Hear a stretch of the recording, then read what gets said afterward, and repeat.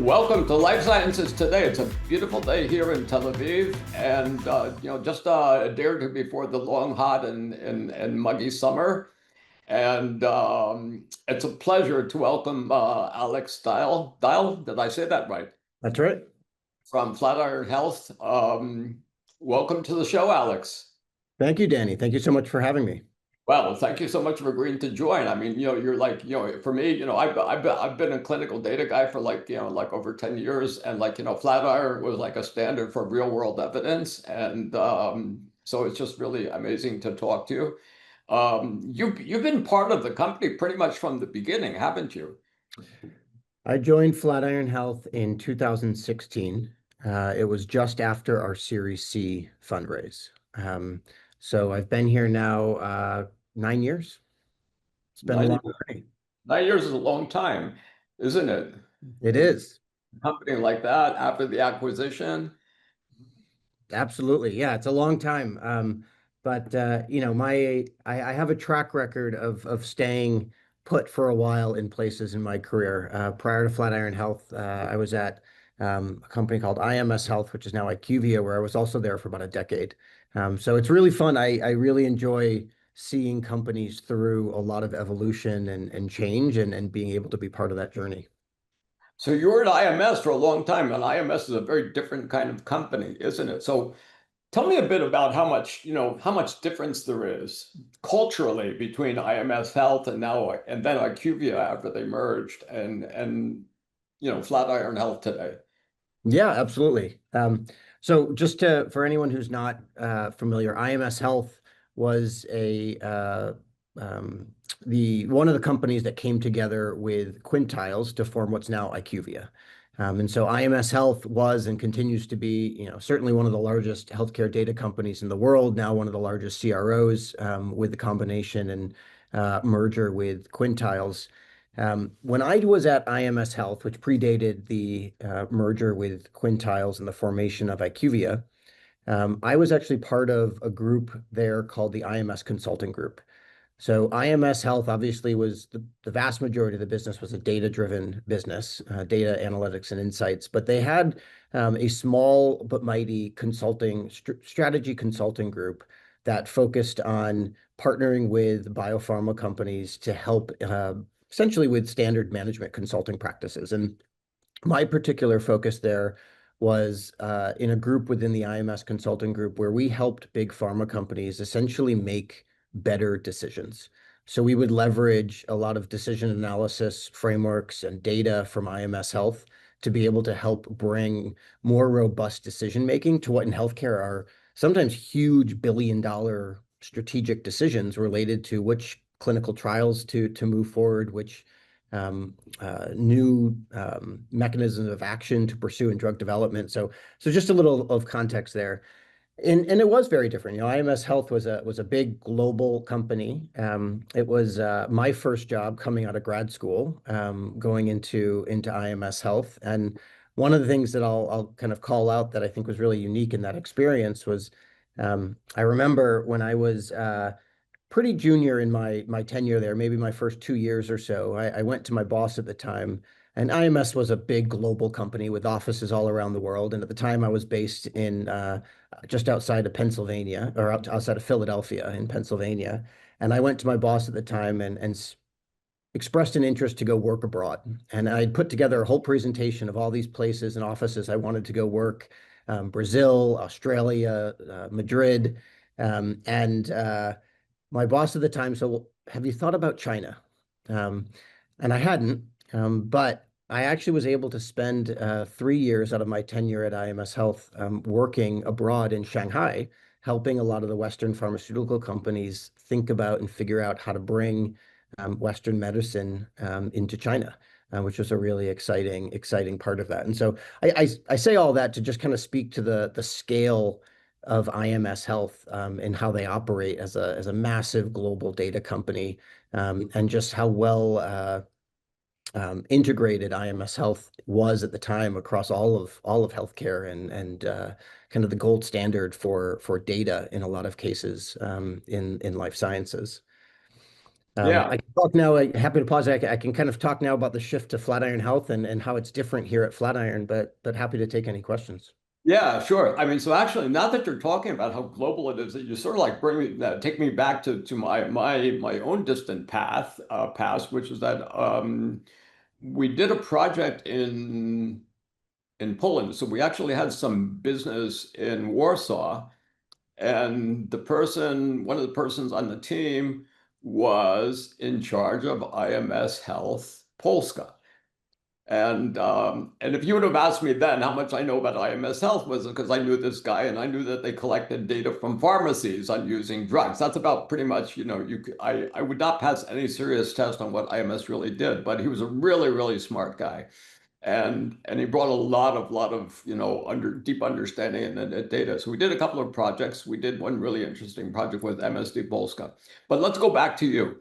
And and sort of, Flatiron for me is like for me, it seems like a big company doing a lot of different things. So when I tried to distill it into three, I saw that there was like clinical trial optimization, improving care, and what else do you do? Yeah. Yeah, absolutely. Well, stepping back a little bit, I think one of the things, and you asked originally about kind of the culture at Flatiron, one of the things that I think is really important about the culture, which kind of leads into the work that we do, Flatiron has really been a place that has built itself on the value and benefit of building really cross-functional, multidisciplinary teams. And this idea of to solve big problems in healthcare, you have to bring together experts from all different walks of life and domains, whether that be physicians, in our case, oncologists, nurses, business folks, engineers, product managers, to come together to solve kind of the most challenging problems in healthcare. And so that's been a really kind of exciting foundation of the culture here at Flatiron that persists today, and I think sets us up to tackle, as you said, a pretty wide set of different problems in cancer care today. And so all of our work that we do here is centered around our mission. And Flatiron's a very mission-driven company. And our mission is to improve and extend lives by learning from the experience of every person with cancer. And we do that, to your point, in a couple of different ways. Kind of a core foundation that actually not a lot of people may not know about Flatiron is we actually own and operate our own electronic health record in the oncology space. Oh. Um, Flatiron owns and operates a product called OncoEMR, which is the leading community oncology EHR in the US. Mhm. Um, and that gives us really unique insights and access to the point of care to help kind of shape and influence how care is delivered for oncology patients here in the US. As you may know, um, the vast majority of cancer patients in the US actually receive their care in the community. And so that gives us a really unique insights into where and how a lot of cancer patients are actually being treated in the US. The other area we focus on, which is maybe what we're more well known for, is a leader in real world data and real world evidence. And so for the last over 10 years, we've really built out, in some ways, kind of defined real world data and real world evidence, the oncology space, where in that area, we really focused on kind of doing the hard work to build out the necessary capabilities and processes and data models to really define high quality real world data in the oncology space to help improve and better understand which treatments work best for which patients in which settings, and kind of help accelerate evidence generation outside of just traditional clinical trials. And then the third space, which is the space where I currently have an opportunity to spend most of my time, which is building out into the clinical trial space. And this is relatively new compared to the other areas of our business for Flatiron, but a space that we've been investing in for the last several years now, which is to expand our impact beyond point of care and real world data, and into transforming clinical trials. Wow, that's like a huge span of stuff. Yeah. But it's, And it's true. It's one of the things though that we do focus on. It's all in oncology, and I think a focus there in a subject matter expertise that we have in house in that particular area really helps differentiate us as a player in that space. And of course, I think one of the questions that I've been dying to ask. I said if I finally meet someone at Flatiron, I just have to ask this question: Now I'm is intrigued.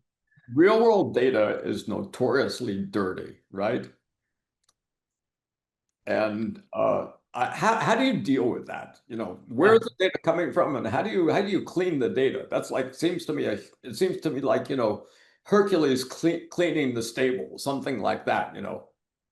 Yeah, absolutely. And again, for listeners, just to kind of level set on the context and what we're referencing here. So, real world data, as defined by the FDA, is essentially data collected through routine care outside of the context of clinical trials. And so, this is data that's being captured in an electronic health record when a doctor is sitting down and typing notes, or today maybe having their notes transcribed using AI. Into unstructured documents, physician notes, things like that. It's coming from claims where healthcare exchanges between payers to in health systems to understand what gets paid for. And so it's a whole host of different data that makes up and comprises real world data.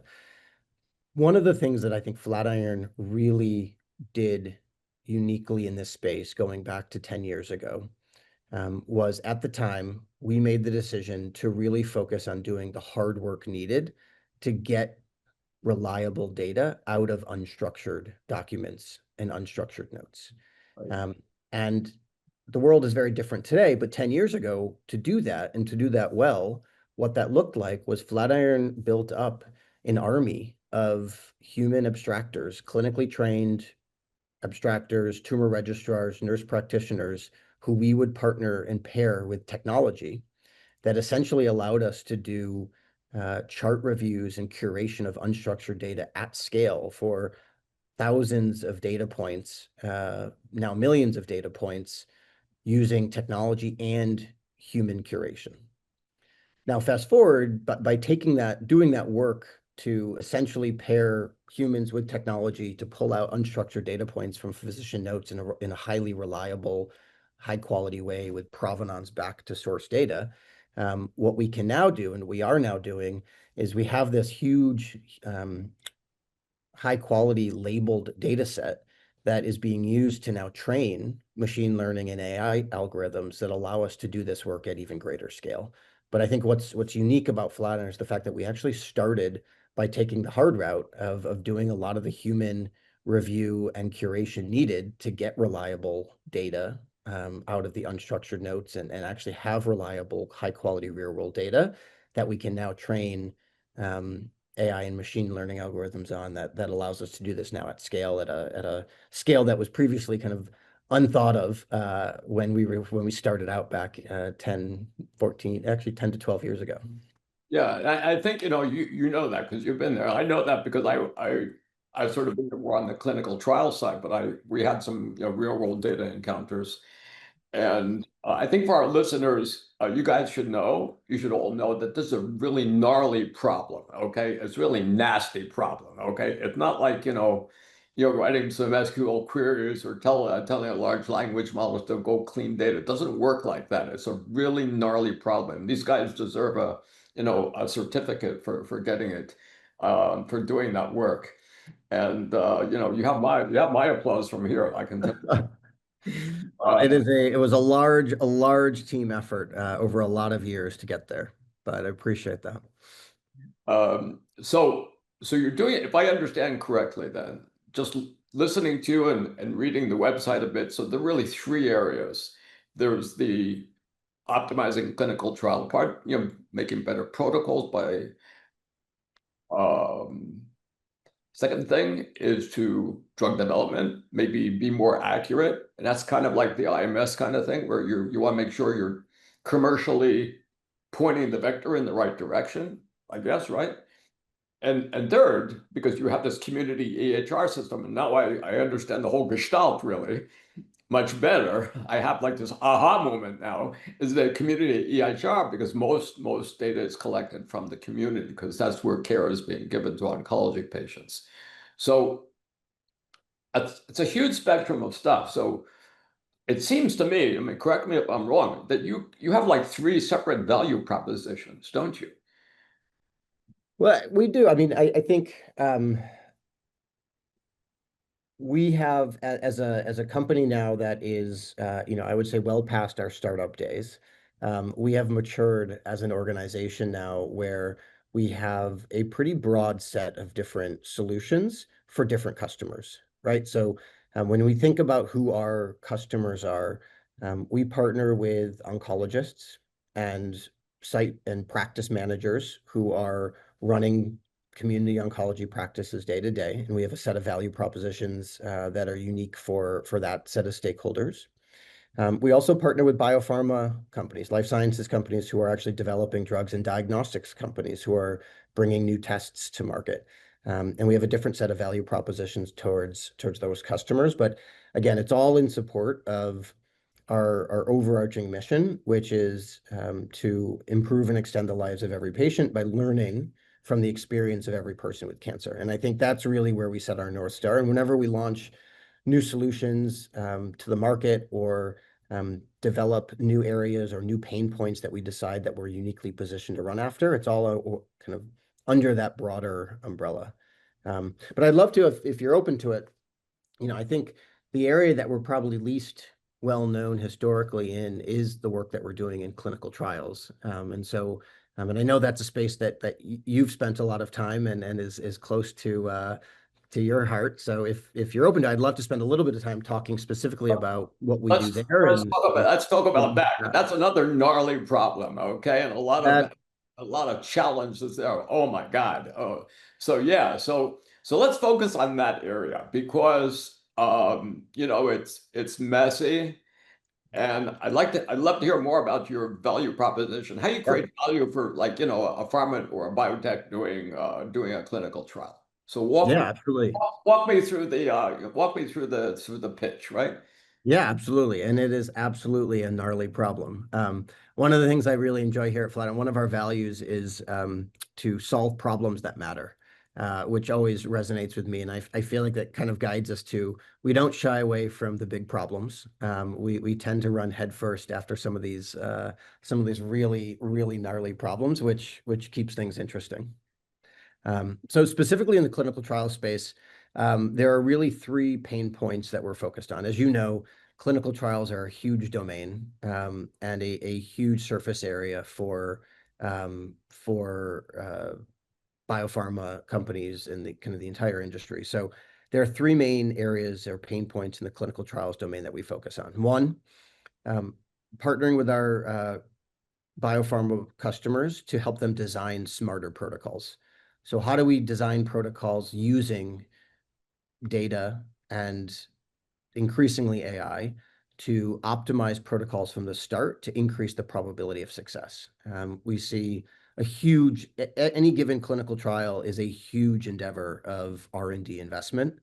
And obviously, as a society right now, we're really focused on how do we optimize the investments we're making in R&D? How do we improve the ROI so that every dollar spent in R&D is leading to more treatment options for more patients? And so we focus on leveraging our data that we have available to us to help sponsors design smarter protocols that are less likely to fail, essentially, both scientifically and operationally. The second area within clinical trials we focus on is activating a network of research sites that we partner with here in the US to accelerate patient enrollment. So in that space, you can imagine, in many of those cases, we are operating as the EHR company that helps those practices run their day-to-day management, which uniquely positions us to think about how do we solve that intractable problem of identifying patients who are eligible for clinical trials at the right time in their treatment journey and surfacing that eligible patient to the right stakeholder at that site to optimize the likelihood of them getting put on a clinical trial. And then the third area that we're focusing in the clinical trial space, which I think will resonate deeply with you, is tackling what is right now a hugely inefficient approach to acquiring clinical trial data from investigator sites for trials. So today, as you may or may not know, essentially the way data is collected for clinical trials from investigator sites is you have a human sitting in a chair looking at multiple different screens and often binders of paper, and literally transcribing thousands of data points from one system or piece of paper into another, that then funnels their way to the sponsor for their clinical trial. And because of that manual process, you have this entire industry that has spun up around how do you monitor, how do you quality control, how do you verify every single one of those data points that's getting manually entered by a human from one system to another. And so where we're focusing on there is, as a company who owns and operates an EHR, and as a company who has spent the last 10 years figuring out how to process data out of the EHR for research purposes, how do we automate that? How do we get to a point where there aren't humans who have to transcribe every single data point? And we're leveraging data and technology and AI to streamline the transfer of that data from EHR systems into clinical trial databases for the sponsors. That's very, very cool. And it makes, it kind of makes total sense just in general, and also makes total sense in terms of the industry. And I think if I'm not mistaken, in terms of commercial sales, I think oncology is like 40% of all of drug sales, so it's a huge market. That's right. And I think it's about 40% of all active clinical trials as well. And yeah, so yeah, both so a it's like huge pretty much, current market and also where a lot of this drug development continues to be focused. yeah, that's right. And so what are you saying? You're saying that basically you're creating the next generation EDC system for oncology? It's funny. I think this space is, I find this space to be really interesting because it's hard to describe what you're doing without referencing a lot of the legacy systems and processes for how work gets done. But at the same time, if you really think about it, if you think about the next generation of clinical trials and clinical trials that are fully leveraging data and technology and AI, it often suggests that we may not need a lot of the legacy systems that we've always relied on. And so to the question of building the next generation of EDC, I think the reality is the EDC was built because at the time, a lot of healthcare data was captured on paper, and sponsors needed some sort of a digital way to collect that data across hundreds of sites across many countries in order to pull that in for clinical trials. Today, we have, particularly in the US, and globally now increasingly so, we have broad, wide-scale adoption of electronic health records. And so we now have this data being captured already in a digital format. And so it kind of makes you think about, well, what is the actual need for the historical approaches for collecting that data? Can we just streamline and make sure that data is only captured once, and then used for the right purposes downstream and funneled into the right systems, into the right aggregated databases to inform clinical trials and a whole bunch of other things. So in short, yes, I think if we do this right, I think the traditional CRO model looks very different than it looks today. I think the traditional technology systems that are used to run clinical trials look very different than they do today. In some cases, disrupting or replacing those. But in all of those cases, evolving the clinical trial model from what it is today, which isn't too different from what it's looked like for a lot of years. Yeah, since I think 1950 or something like that. I spoke to someone from Pfizer a couple of years ago, and I said something like, "Oh, the systems look like they came out of the late 90s or something, or the early 90s." And she said, "Come on, give me a break. Not the early 90s, more like the late 50s." Okay. So, so they said, this person from Pfizer said that to me. And that was not so long ago. Okay. It wasn't like, it wasn't 20 years ago. Um, That's really interesting. So basically, I'm kind of visualizing what you're saying. I don't want to get, drawn into this, but if I'm like reading into this dream or reading into this vision, I'm seeing a clinical protocol which you helped optimize, maybe even write, because now the AI can write the large language model can write the protocol.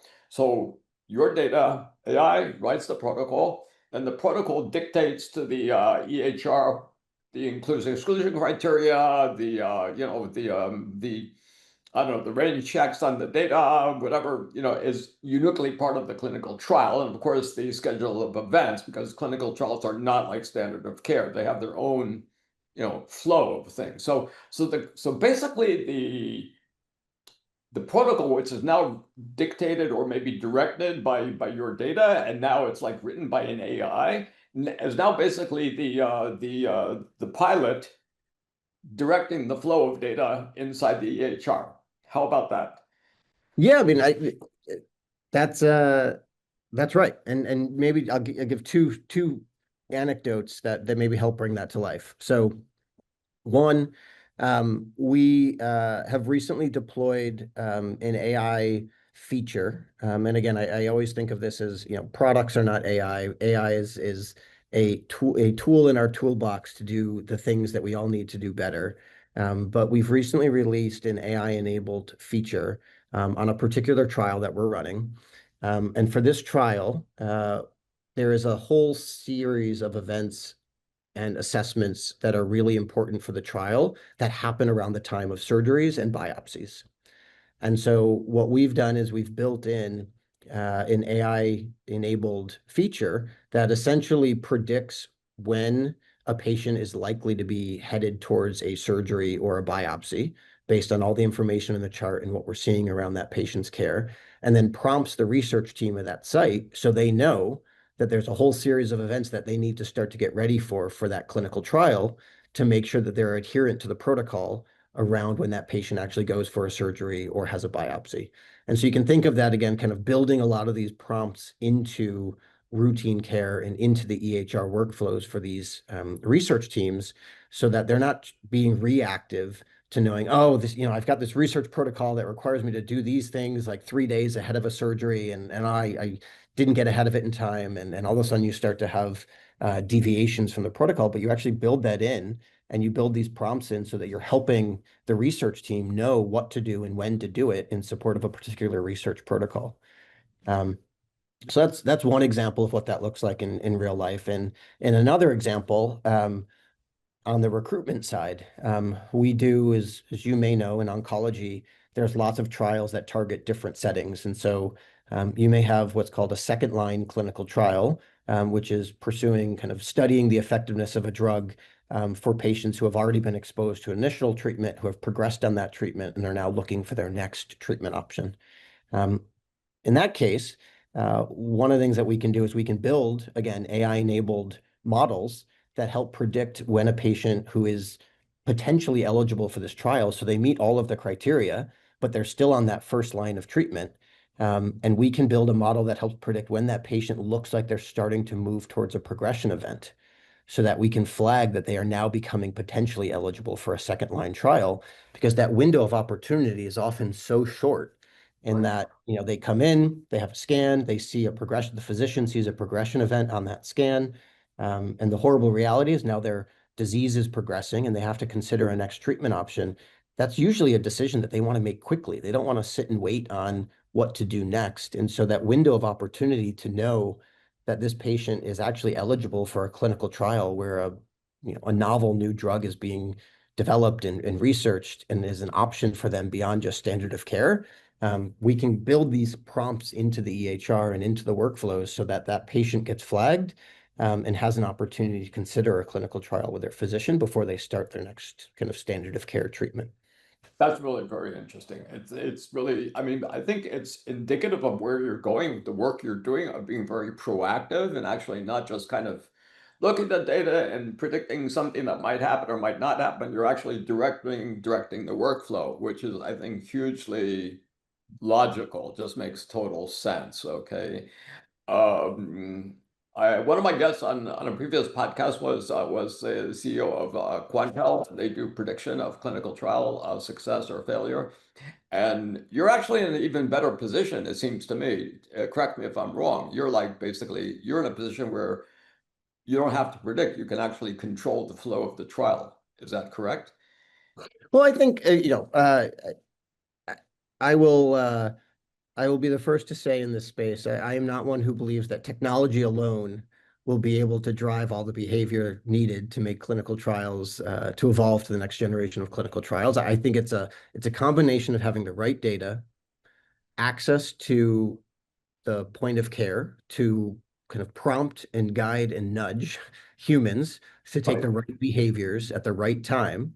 But then also it comes with a lot of change management, and it comes with the ability to actually partner with research teams to help understand how they evolve their workflows so that these new prompts, alerts, these new nudges, these new insights that they're gaining don't just become noise in what is otherwise a packed day trying to just get through as much as you can, but actually becomes enabling to them, and part of their workflow and how they do their work. Yeah, I mean, just to sort of what you're saying, to put it into context for our listeners, I saw an article about a year or two ago, which talked about the reasons for colorectal cancer trials to fail. Okay, and it said that 40% of the trials fail because of recruitment, and that's kind of strange because you say, well, a lot of guys have that, right? But then if you look at the second half of the article, the other part of this pie chart, 60% is what? Is other things. And out of the other things, they're all related to ClinOps, to commercial issues. So you can say, well, 40% is a big deal. Yeah, that's right. But, everybody's working on the recruitment problem. That's kind of like low-hanging fruit, because before you get into the mess of clinical operations. But basically, ClinOps and commercial issues are the reason most of these trials fail. Yeah. And just so much to be done there, isn't there? Yeah, I agree. And I think one of the things it's become clear to me in this space is having a solution or an ability to get patients on trial. So to solve for recruitment is table stakes, because you don't have an opportunity to do it doesn't matter how much you optimize the downstream data collection for a clinical trial if you can't get any patients on the study. And so, but at this point, finding and having a solution that actually helps get patients on trial and helps recruit to studies and make sure studies are recruitable is table stakes. And then from there, you earn the right to do a whole lot of other exciting things to help make the trial more efficient, more streamlined, more representative, more inclusive for a broader array of patients. But it all starts with making sure that you have something that you can actually recruit to. For sure, 100%. But when I said it's low-hanging fruit, don't misunderstand me. It's low-hanging fruit because it's before you get into Yes. the difficulties of actually managing patients and the clinical operations itself, because you're dealing with sort of more of a theoretical problem before you actually get into the nitty-gritty of the trial itself for the patient. Um, so I guess so how do you make money from this great stuff? Yeah. So for us, we capture value in a couple of different ways. So first, you can probably pick up on it from the conversation so far, but the way we approach clinical research here at Flatiron is very much to think of it as a two-sided market. We need sites who conduct research to be integrated with our technologies and to bring those technologies into their workflows. And we need sponsors who are the ones who are actually paying for and running clinical trials to adopt these technologies and these new approaches into how they run their trials. And so we think of it very much as a two-sided network. On the site side, we offer our technology and our solutions for free to research sites.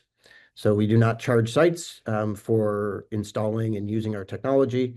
That is part of building up kind of the site side of our two-sided network. And then on the sponsor side, our commercial model is through partnering with sponsors for us to capture the value that we deliver in terms of increasing ROI on their R&D. And so you can imagine as we're successful in the solutions that we're developing here in terms of designing smarter protocols, accelerating enrollment, streamlining collection of data from these sites, that increases the ROI for sponsors on investments that they make in running clinical trials. And we look to share in that success. One of the things that I think is really important for us as we think about this, and I won't presume to say that we have it all figured out, but we have a strong belief that to really be part of the next wave of innovation in clinical trials, we have to redefine the economic model that has driven clinical trials today. And so just to walk through that and to kind of make that real for folks, Today, clinical trials are largely the economics of clinical trials, and those technologies and service vendors who support pharma companies in running those trials is largely based on a fee-for-service model.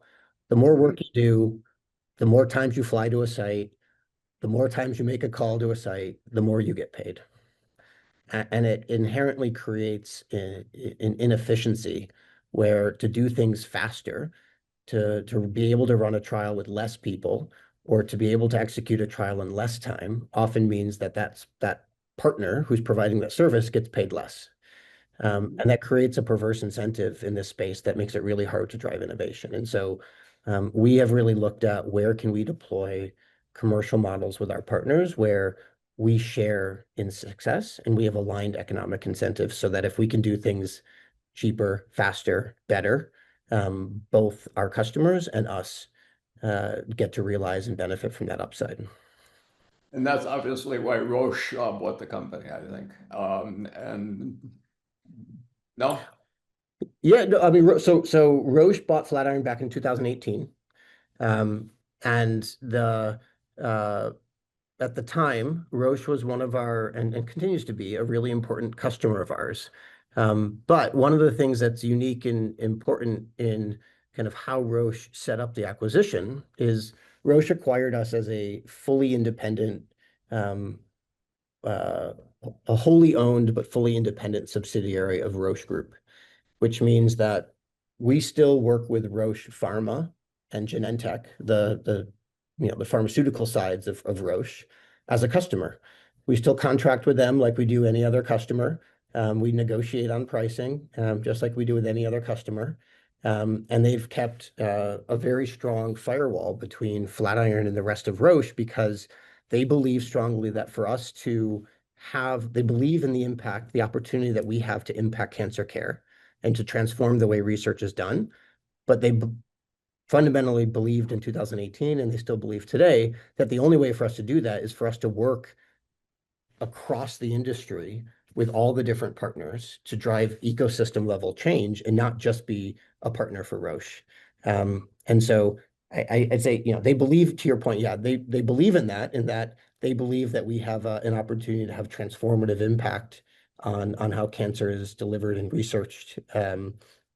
But that only works if we remain an independent company and continue to work with the entire ecosystem to move forward, not just the Roche portfolio of oncology drugs, but also partner with the Mercks and the BMSs and the AstraZenecas and all the other leading partners out there in the oncology space. that's really, I want to say something which, was sort of, I guess, maybe because I'm just kind of cynical, but it was like I saw a survey that was done a couple of years ago, and executive leadership of pharmas, like 100 big pharmas were asked, why do they, what's their main motivation? And it turns out, or unless they're lying to the people, but they've said that their main concern was just patient outcomes. And so I think, you could be cynical and say it's just because, they want it to look good, but I think they really believe that because also it's just a strong economic incentive. Because if you have good patient outcomes, people will buy your product. Okay. There's no secret sauce there. I mean, there might be a lot of technology behind it, but if it works, if people get better, people are going to buy your product. So why should, if you're CEO of Roche or whoever, or GSK, you want better patient outcomes because it's good for everyone. It's good for business, right? Absolutely. Absolutely. Absolutely. So three things that are holding you back. This is my three things question. It's kind of like an interview question. You said you asked the interview person, you said the candidate, where you going to be in 5 years? So I'm asking you three things that are holding you back. What are they? Three things that are holding us back. Well, first of all, I appreciate this because as a former consultant, I love operating in frameworks of threes. Everything always comes in threes. So you're speaking to my former consultant here. Um, you know what what's holding us back? I think a couple things. One, going back to your original point, clinical trials are incredibly complex. And I think what we have learned, or not learned, but what we know in this space is there are a ton of different stakeholders across sites, sponsors, health authorities that that are all focusing on the right thing, which is outcomes for patients, but the ways in which their work gets done and the processes that have been built up around running clinical trials are not necessarily well suited for innovation and change. And so I think that is the first, which is there's a very high kind of just momentum path that has to be disrupted for how things have been traditionally done. That is very takes a really long time in clinical trials. Um, the second thing that I would say is holding us back um, is I think it's really, and this one I say we work in clinical trials and clinical research in general is a regulated space, and it's regulated for a reason. There is a lot of history and backstories to clinical trials that is not always um, positive in terms of how early clinical trials were run and focusing on patient safety and patient care. And so we work in a regulated space, and that is for good reason. But I think that also people tend to use that more as a crutch to shy away from innovation or for pushing the boundaries of what can be done. And I think that's another reason why we see kind of slower kind of change in the space, because you have to navigate the regulatory and compliance realities of what is required and what is important, while also finding ways to kind of push the boundaries. Yeah. And the third thing. Yeah. The third thing that is holding us back, I think I would say the third thing that is holding us back in this space is um, it goes back to what we talked about earlier, which is I think the willingness to tackle really hard problems. Um, Clinical trials is not a space where I think change is expected to happen overnight. It requires a really kind of long-term view and a willingness to really work through the ups and downs and the challenges that come with driving transformative change in a really complex space. And so I think the third thing that is holding us back is just that expectation around how quickly outcomes and impact and change will occur. And the kind of goes back to a little bit of the first one, but that activation energy to driving innovation. Well, and that's kind of like when you said it's a crutch. I've heard a lot of people say, which really surprised me because I came from, I worked in big tech companies before I got into clinical data. And it was like people are saying, they're still saying, oh, we expect this to happen because the FDA or ICH will have some regulation. As if there's anything in the history of mankind where innovation was driven by a regulator, okay? Really, give me a break. I hear you.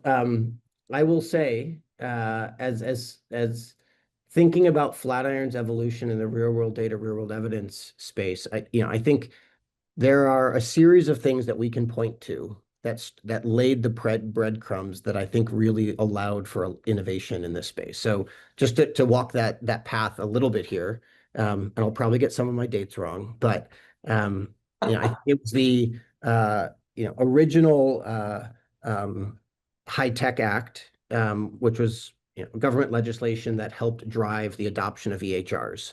So prior to that, EHRs were in the low low double digits of adoption. And now after that, where they created economic incentives for sites to adopt electronic health records, we got up to 90+% adoption of EHRs in the US. That is a game changer for digitizing healthcare data and what we can kind of then do from that. The next was the Affordable Care Act, which included legislation related to the adoption of real-world data and real-world evidence, and that led to the FDA creating a whole series of frameworks that defined what is real-world data, real-world evidence, what is it suitable to use for, how to think about defining quality. That really helped shape the real-world data, real-world evidence space beyond what it was into what it is today, which is, I think, moving from a it was a just considered dirty data that was maybe good for some commercial insights, to a data source that can actually be relied on for meaningful research for select use cases.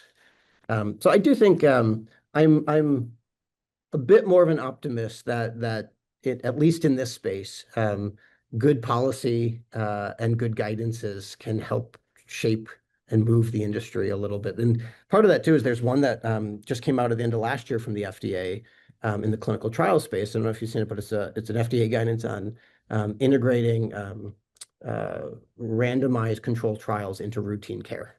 And it talks about how do you take clinical trials and embed them more into routine care, and where is it suitable to take different approaches vis-a-vis more streamlined safety data collection, a more fit for purpose inspection approach for clinical trials that are run on drugs that may already be in the market with at least one approved indication, who have a relatively known safety profile, but for whom you're looking to do label expansion or confirm efficacy in new subpopulations, a whole host of different evidence questions that the FDA has recently opined via guidance to say may be suitable to take a different approach to how you run clinical trials for those. Amazing. So, well, this has been just a really wide-ranging and deep conversation, I know, for me. And so, I mean, Alex and the whole team at Flatiron Health is really, now that we've had this conversation, is building the future of clinical trials. I'm sure about it. Thank you so much, for being on the show. If you really enjoyed the show, this conversation, subscribe to Life Sciences Today and share this episode with someone thinking about what the next generation of treating patients for cancer should look like. Thank you so much. Thank you, Danny. This was a lot of fun. It was a lot of fun.